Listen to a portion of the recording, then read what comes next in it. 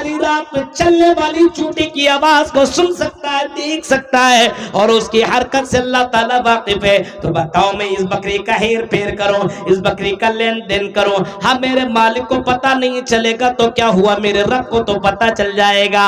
حضرت عبداللہ ابن عمر نے جب یہ منظر سنا، اللہ کی قسم کہا ایسے نوجوان اگر قوم کے اندر زندہ رہے تو اللہ کی مدد نہیں آئے گی تو کب اللہ کی مدد آئے گی؟ اور اگر اسی حال میں تمہاری موت ہو گئی تو تم جہنم سے بچا لیے جاؤ گے۔ آج مسلمانوں کے حالات کو ذرا دیکھیے، چوری چوری چپکے چپکے جہیز لینے والا، چوری چوری چپکے چپکے زنا کرنے والا، چوری چوری رات رات بھر لڑکیوں سے چیٹنگ کرنے والا اور باتیں کرنے والا، اور چوری چوری چپکے چپکے نہ جانے کون کون سی برائیاں کرنے والا، اور کہتا ہے مولوی صاحب ہماری دعائیں اللہ کیوں نہیں سنتا ہے؟ ہماری دعائیں اللہ سنے تو کیسے سنے؟ ہمارے پاس ایمان نہیں ہے، ایمان کی کمی ہے۔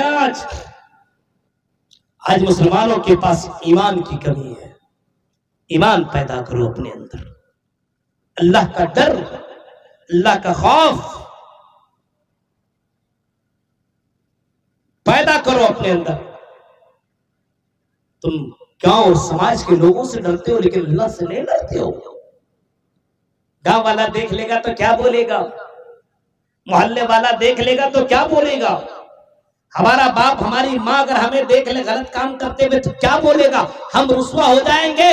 تم ان لوگوں سے ڈرا کرتے ہو لیکن اللہ سے نہیں ڈرتے ہو، جو ہر وقت، ہر ٹائم، ہر منٹ، ہر سیکنڈ تمہارے ساتھ رہتا ہے، اور اللہ سے تم بچ نہیں سکتے ہو، چاہے تم دنیا کی کسی بھی کونے اور کسی بھی خطے میں چل جاؤ، اللہ کی نظر سے تم بچ نہیں سکتے ہو۔ کرامن کاتبین یعلمون ما تفعلون، اللہ نے کرامن کاتبین تمہارے لیے مسلط کر رکھا ہے، ہر حرکت کو، ہر مومنٹ کو اللہ تعالیٰ ریکارڈ کر رہا ہے۔ کہاں ایمان ہے ہمارے پاس، یہ چیزیں ہیں ہمارے پاس، صرف ہم نام کے مسلمان بنے ہوئے ہیں۔ ایسا ایمان نہیں چاہیے، ورنہ مسجدوں میں دنوں رات تم دعائیں مانگو، مسجد حرم کے اندر دعائیں مانگی جائے تب بھی اللہ تمہاری دعاؤں کو نہیں سنے گا، کیونکہ تمہارے اندر ایمان نہیں ہے۔ تم لوگوں سے ڈرتے ہو، اللہ سے نہیں ڈرتے ہو۔ غور کرو میرے بھائیو، ایمان ہو تو اللہ کی مدد آئے گی، نمبر 1۔ نمبر 2، اللہ کی مدد کیسے آئے گی میں بتا دے رہا ہوں، تو 4 5 6 7 8 پوائنٹ جہاں تک پہنچ پائے گا وہاں تک میں بولوں گا۔ ایک پہلا نمبر اللہ کی مدد آئے گی، آج بھی شرط یہ کہ مومن بنو۔ مومن کیسے بنو گے؟ خود پہلے اپنے اندر ایمان پیدا کرو۔ گارجین حضرات اور گھر کے گارجین ذمہ داران سنو، تقریریں بہت ساری آپ سنا کرتے ہو، بہت ساری باتیں سنتے ہو، لیکن سنیے اور دھیان دیجئے، اور اس تقریر کو اپنے گھر کے لوگوں کو سنائیے اور غور کیجئے۔ سب سے پہلے اپنے اندر ایمان پیدا کرو، جو گھر کا گارجین ہے، مطلب اگر باپ ہے تو وہ ایمان اپنے اندر پیدا کرے، ماں ہے تو وہ اپنے اندر ایمان پیدا کرے، اور اللہ سے وہ پہلے ڈرے، اس کے بعد اپنے بچوں کے دلوں کے اندر اللہ کا ڈر پیدا کروائے۔ بچوں کی، آج بچوں کے دلوں کے اندر ڈر اللہ کا پیدا کروائے گا، بھوت اور جن اور نہ جانے چڑیل اور نہ جانے بھوتنی اور نہ جانے کس کا ڈر پیدا کر۔ بیٹا ادھر مت جانا، بھوت لگ جائے گا، ادھر مت جانا ڈائن کھا جائے گا، ادھر مت جانا یہ کر لے گا۔ نہیں، کچھ نہیں ہو سکتا ہے، اللہ کی قسم، اللہ رب العالمین جب تمہاری رحم مادر کے اندر حفاظت کر سکتا ہے تو رحم مادر سے نکلنے کے بعد کہ اللہ تعالیٰ اس بات کے اوپر قادر نہیں ہے کہ اللہ تعالیٰ تمہاری حفاظت کرے؟ ہر حال میں اللہ تعالیٰ اس بات کے اوپر قادر ہے کہ تمہاری مدد وہ کرے گا اور تمہاری حفاظت بھی کرے گا۔ اپنے بچوں کو گھر سے باہر نکالو تو بولو بیٹا جب تم گھر سے باہر نکلو تو قل اعوذ برب الفلق پڑھ کے نکلو، قل اعوذ برب الناس پڑھ کے نکلو، فلا سورتیں پڑھ کے نکلا کرو۔ اللہ کی قسم، جن بھوت تو دور کی بات ہے، ایک شیطان کی ذرہ برابر بھی تمہارے اوپر کچھ بھی اس کا وار ذرہ برابر اثر پیدا نہیں کر سکتا ہے۔ شرط یہ ہے کہ قرآن کی آیتوں کو پڑھ کر کے تم نکلا کرو۔ آج قرآن کی آیتیں پڑھ کر کے ہم اور آپ نکلتے ہیں؟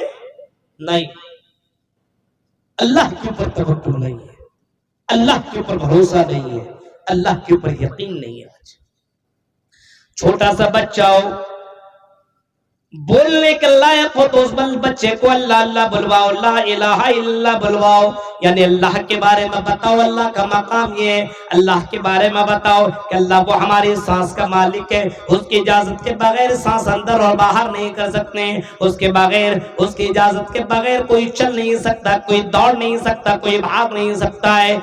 तुम उस बच्चे को अल्लाह की मकाम के बारे में बताओ। मेरे भाइयों, ईमान का दर्स अपने बच्चों को दो, अपने बच्चियों को दो, अपने घर वालों को दो, अपने फैमिली को दो, अपने रिश्तेदार वालों को दो, अपने लोगों को बताओ कि अल्लाह ताला का मकाम ये है।